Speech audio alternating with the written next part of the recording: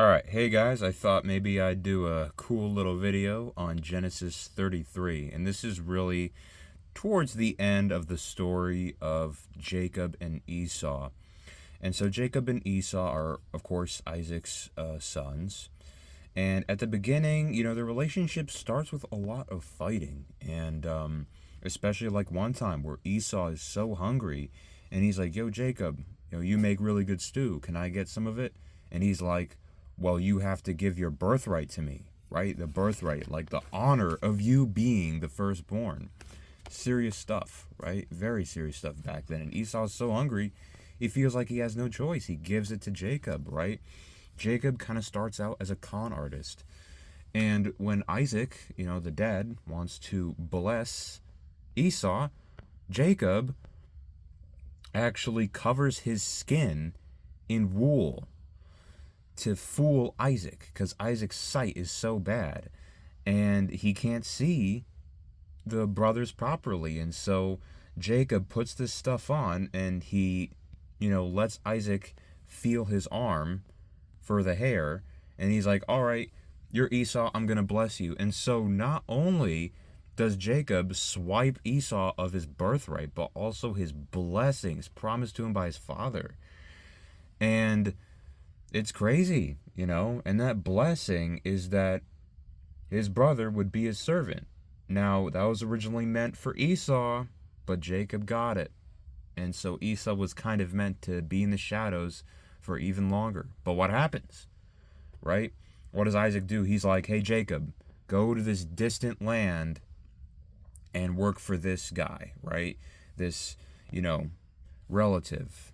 And so Jacob does that.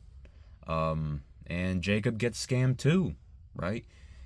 The guy's like, all right, work 7 years and I'll give you a wife, right? I'll give you my daughter to marry, right?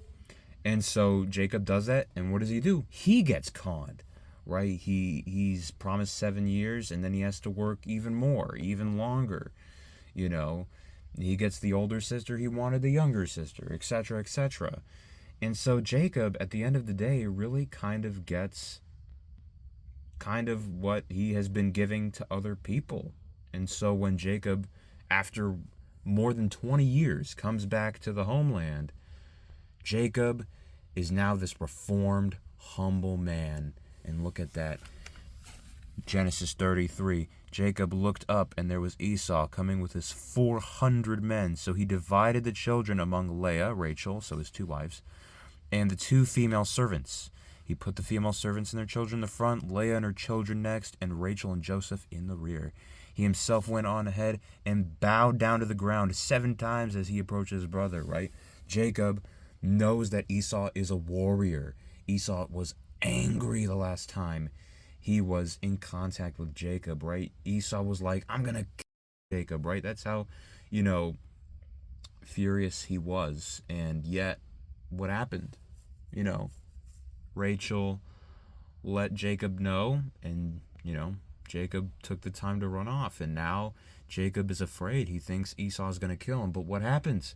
Esau ran to meet Jacob and embraced him. He threw his arms around his neck and kissed him, and they wept. Can you imagine this? This is the Old Testament, guys. I'm just trying to read the Bible from front to back, and this is what I see, right?